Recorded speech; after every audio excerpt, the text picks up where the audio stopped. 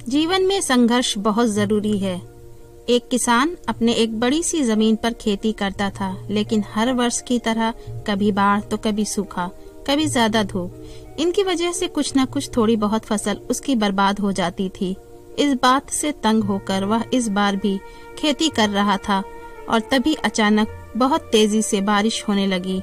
किसान ने तंग आकर प्रभु से कहा, हे प्रभु, आप परमात्मा हैं, आप भगवान हैं, लेकिन लगता है आपको फसल के बारे में जरा सी भी जानकारी नहीं है।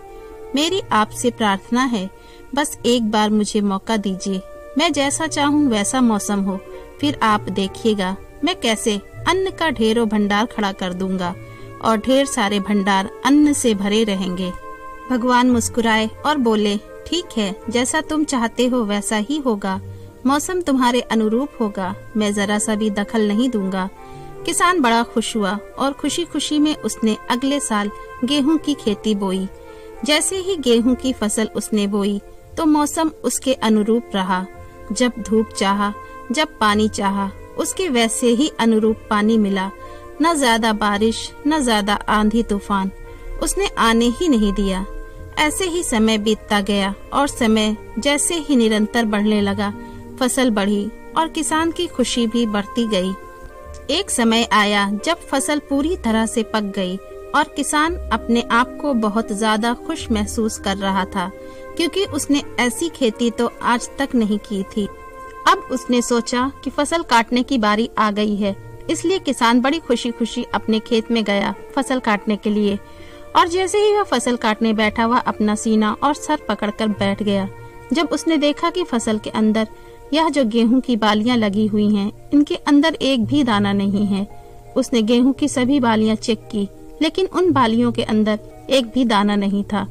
तब उसने अपना सर पकड़ा और ऊपर वाले से कहने लगा, हे प्रभु, यह क्या हुआ? तब भगवान ने जवाब दिया, यह तो होना ही था, तुमने अपने अनुसार मौसम चाहा है। इन गेहूं के बालियों को तुमने संघर्ष करने ही नहीं दिया, इन्हें संघर्ष करने का मौका तुमने दिया ही नहीं।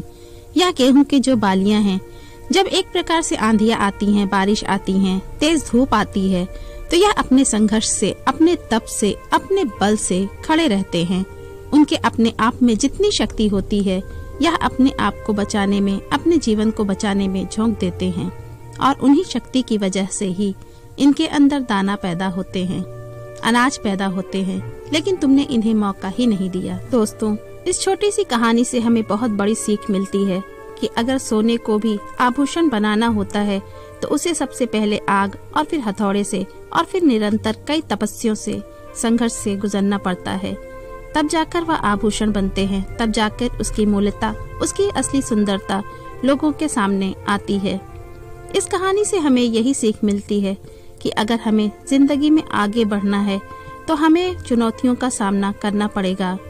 अगर हम चुनौतियों से डरेंगे, अगर यह चाहेंगे कि भगवान मैं जैसा चाहता हूँ वैसा ही हो, तो ऐसा कभी नहीं हो सकता। हर वह इंसान जो अपने जीवन में कुछ अच्छा मुकाम पाता है तो बस चुनौतियों से लड़ के पाता है।